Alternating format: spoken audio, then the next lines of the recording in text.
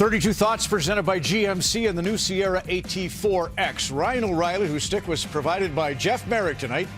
Thank you, Jeff, for bringing. What's the story? He gave it to me when he was playing with the Buffalo Sabres. I was doing ringside for a Calgary Flames game, and I said, "Can I get a shot of that?" And he said, "Here, take it." So thanks, Ryan O'Reilly. Who says reporters don't take gifts from the people? That's right. We all live in the Contra Castle, Elliotte. We all live in the Contra Castle. Cardinal Newman High School. Michael Bunting and Ryan played hockey together there. So there's another little tie into a great night for Michael Bunting. All right, to the headlines. Ellie, let's start with Toronto. Well, obviously, this is the big story right now, is the big trade Toronto made last night. And just to walk everybody through it a little bit, I think the Maple Leafs have decided they were going after forwards first. And look, Bo Horvat's off the market. Vladimir Tarasenko's off the market. And even though I don't think they were going for him, I think they were worried that if they didn't strike soon, then the top-end forwards who were available would be gone.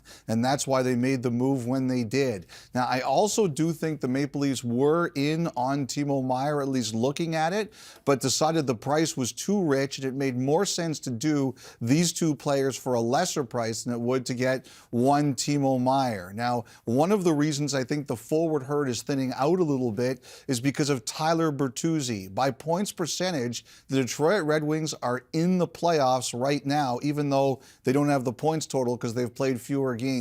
That has led to the belief that, at least for the time being, Tyler Bertuzzi is not available, and the Red Wings will keep him as long as they make their run to the playoffs through the trade deadline. Things could always change, but Ron and Jeff, that looks like where it stands. And the other team we're watching tonight, the Montreal Canadiens. So eyes on the Maple Leafs this trade deadline. Last trade deadline, it was all about the Montreal Canadiens, and it was players like Brett Kulak going and Tyler Toffoli and Ben Sherratt and Arturi Lehkonen goes to the Colorado Avalanche. But this time around, with injuries to players like Sean Monahan and Joel Edmondson, we expect the Montreal Canadiens to be quiet. There's a lot of veteran players that Kent Hughes is taking calls on, but Hughes very much believes that he wants these quality veteran players around the abundance of youth that are on the Montreal Canadiens lineup right now. And Hughes, quite frankly, believes he has the right mix. So maybe come March 3rd, we give Eric Engels the day off. We've gone 2 minutes without TRR and Jacob Chikrin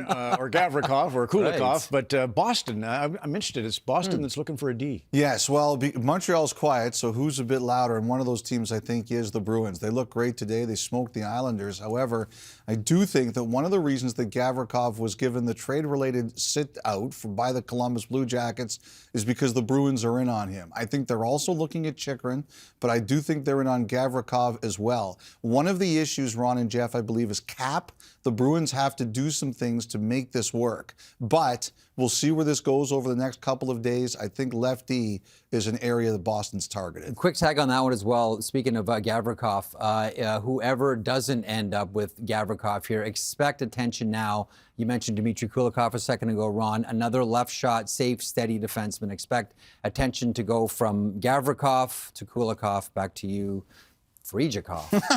And, you know, the one thing I just wanted to mention about Vancouver, just with Miller, there's been a lot of talk about his situation.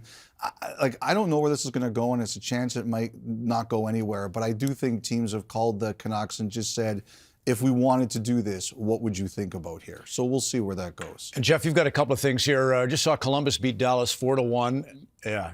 Goaltending again, 29 saves for Joonas Korpisalo. Korpisalo's been outstanding, and someone to keep our eyes on here. I'm going to put on my my hockey geek glasses here because I'm going to read some stats. But you're right, Ron. Joonas Korpisalo has been outstanding for the Columbus Blue Jackets, and he's past the hip surgery now. He's like bubble Korpisalo again. And since early December, Korpisalo has been sneaky good. Now, this is according to ClearSight Analytics. This is Steve Valiquette's excellent company. He's running an adjusted save percentage going back to early December of a 1.9% saves above expected. So that puts him above netminders like Ilya Sorokin, Jake Ottinger, and Igor Shesterkin. That doesn't even include that great game he had this week against the Winnipeg Jets, 37 saves, and of course tonight. So teams looking for some goaltending depth or goaltending insurance.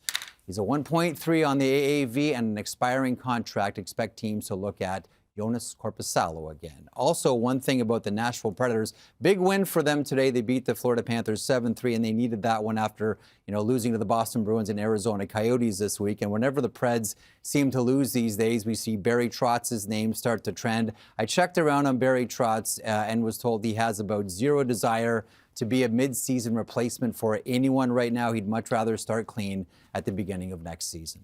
We're at the second intermission here in our game. Later on, we've got Philadelphia, Vancouver, and of course, everybody's anticipating fireworks with the New York Rangers and Calgary. And Elliotte interviewed Milan Lucic in our pregame show and said, will you be coming in a cowboy hat or a big leather jacket? Will you give us something? Strike a pose. Here was Milan.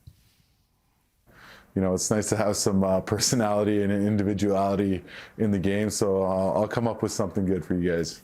And you said, Elliotte, I'm looking forward to it, and this is it. What's your verdict? Oh, that's a 10 out of 10. I love the hair, too. I just love the hair.